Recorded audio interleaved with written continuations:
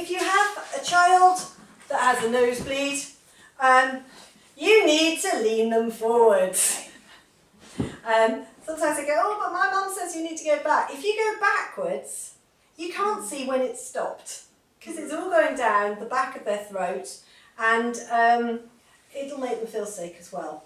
So that is the only reason. It doesn't make any mega difference, but leaning them forward and holding their nose and having something to catch anything as well is what you should be doing. What you're doing is holding just under that bony bit there, and you're squeezing the blood vessel that is bleeding against that bony bit. So you're squeezing it to stop the blood coming out.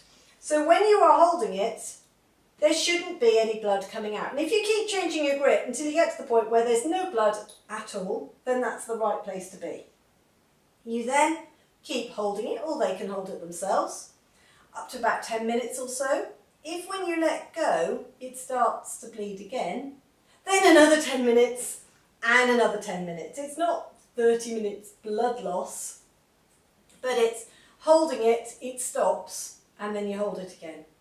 If it's caused by trauma, smash in the face or whatever, then you might want to do a wrapped ice pack to take that swelling down. You still need to stop the bleeding. So even though it's painful, you still need to stop the bleeding, because the blood loss is not good for you. And at what stage would you go to hospital? If I thought it was broken and I just couldn't stop the bleeding, or if I thought it was broken anyway, I would be taking them to hospital. If I've been holding it 30 minutes and when I let go it starts trickling again, I'd probably hold it a little bit longer, to be honest. If it wasn't my child though, I would be phoning the parents long before that and saying, I've got a really difficult nosebleed that I cannot get to stop. What do you want me to do?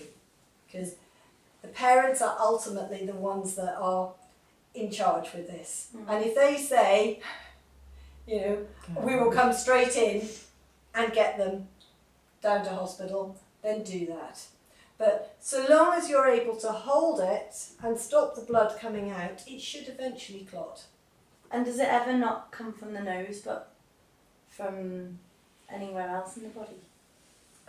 What, out of the nose? Yeah.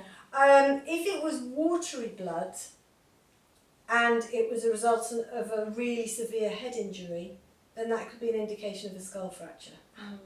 So if it was very watery blood, but usually they're going to be quite severely injured and you're worrying about all sorts more things rather than the nosebleed, then you are treating it as a head injury. But if it's a straightforward nosebleed, there's no other reason that you can tell that it's happened, then you treat it as a nosebleed. Very often with kids, they pick their noses, poke their noses, and they've got tiny little blood vessels. When they run around, they burst. And guys doing exercise as well, if they've been doing lots of running around and then they stop and do some weights, sometimes that added pressure can cause nosebleeds. So it's the same sort of thing, and those little vessels in the nose are quite quick to rupture.